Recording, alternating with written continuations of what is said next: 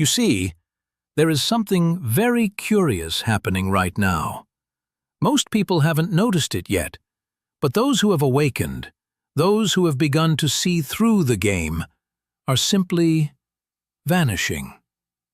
Not with drama, not with announcements, not with manifestos.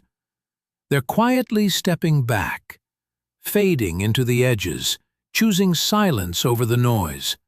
If you felt this pull yourself, if you've been wondering why you can no longer stand the conversations, the parties, the performances, then what I'm about to tell you may bring you great relief. Because this withdrawal isn't a sickness, it isn't antisocial behavior, it's the most natural thing in the world when someone wakes up. Let me explain what I mean by waking up. I'm not talking about reading a few books on philosophy or having a nice idea about oneness. I'm talking about that moment when the veil drops and you see. You see that almost everything people are doing is a kind of sleepwalking.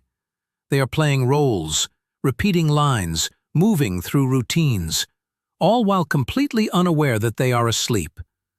When you're asleep yourself, this is no problem. You fit right in. You can have conversations about nothing and feel perfectly fine. You can worry about what others think and believe that matters. You can chase after things that have no real substance and call it success. But the moment you wake up, everything changes. Suddenly, you are like a person who's walked out of a movie theater into bright daylight. And when you try to go back inside, to sit down and watch the flickering images again, you can't. Because now you know it's just light and shadow. You know it's not real. This is what's happening to awakening people right now. They can no longer participate in the collective dream, not because they're better or special, but because their nervous system simply can't tolerate it anymore. Society operates on an agreement to pretend that the roles we play are who we really are, to pretend that the opinions we hold are truly ours, to pretend that all this urgency and striving is leading somewhere important. It's like a play, and everyone must stay in character. But when someone wakes up, they break character. They forget their lines. They start looking directly at the audience, and that makes everyone very uncomfortable, because the awakened person can see what's really going on. They see the fear beneath the confidence, the emptiness beneath the busyness. They see that most of what people fight about has nothing to do with what they think it does. And once you see this, you cannot unsee it. You cannot go back to taking it seriously. You cannot participate in the blame, judgment, and outrage, because you realize it's all one big projection, one massive game of avoiding ourselves. So what does the awakened person do? They withdraw. Not because they hate people, but because staying in the game requires betraying what they've seen. Every conversation asks them to pretend they don't see what they see. Every gathering asks them to perform a version of themselves that no longer exists. Every interaction asks them to be less than they've become. Eventually, the soul says, "Enough. Stop pretending. Stop performing. Go where you can breathe." This isn't escapism, it's protection, because staying in unconscious environments damages consciousness. It's like asking a plant to grow in the dark. The awakened person discovers that being around unconsciousness isn't just uncomfortable, it's depleting. Every time you're surrounded by people who are asleep, you have to work hard to stay awake.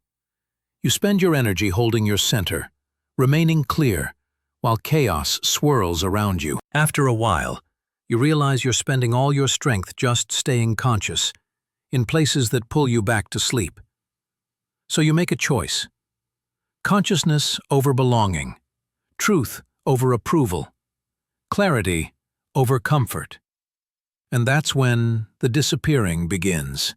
You leave social media because you see it's designed to keep people unconscious.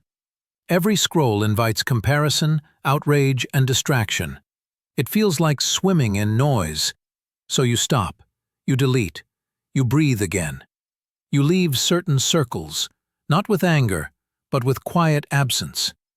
You stop showing up because you realize most gatherings are performances, people performing happiness, opinions, success, and you can no longer perform. You leave certain relationships, not because you stop caring, but because those bonds were built on who you used to be. Now you're speaking a different language. You may even leave your career, because you can't pretend to care about things that don't matter. You can't participate in systems you see through, so you walk away. Not to escape life, but to reclaim it. And what happens next surprises people. They think disappearing means loneliness. But for the awakened, it's the first time they've ever felt whole. There's a difference between loneliness and aloneness. Loneliness is what you feel when you're surrounded by people who don't see you. Aloneness is what you feel when you finally meet yourself. When you're awake in a room full of sleepers, there's no one to meet. But in solitude, you meet yourself. Here, you can finally hear your own thoughts. You can feel your own feelings. You can discover what you truly are.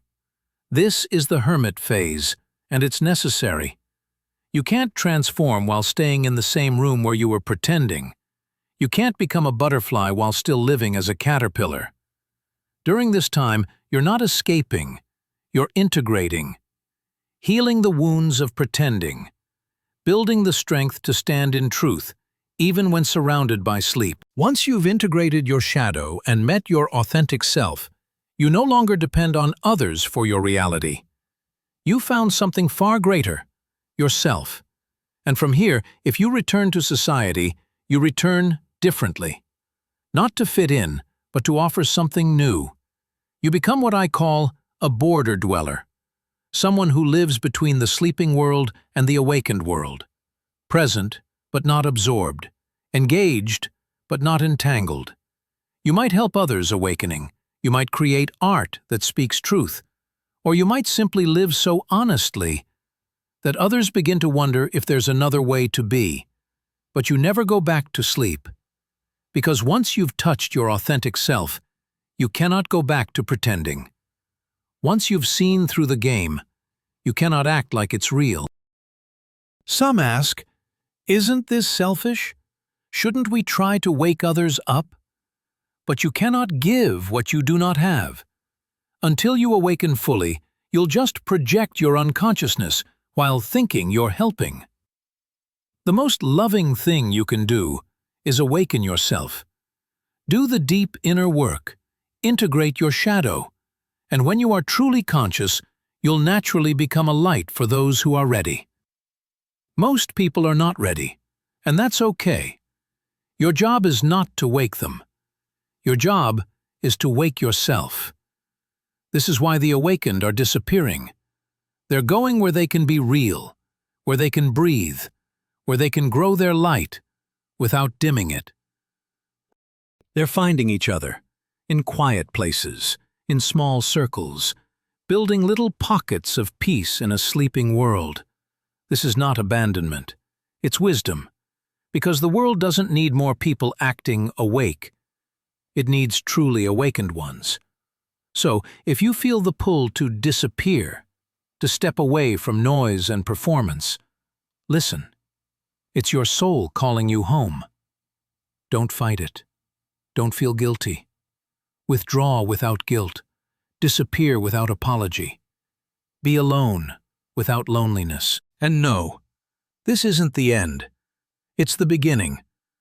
Just as the caterpillar dissolves before becoming the butterfly, just as the seed breaks in the dark before becoming the tree, so must you withdraw before returning with something real to offer. You are not abandoning anyone. You are pioneering. You are preparing the way. You are becoming what others will one day need you to be. And that is the most loving thing you can possibly do.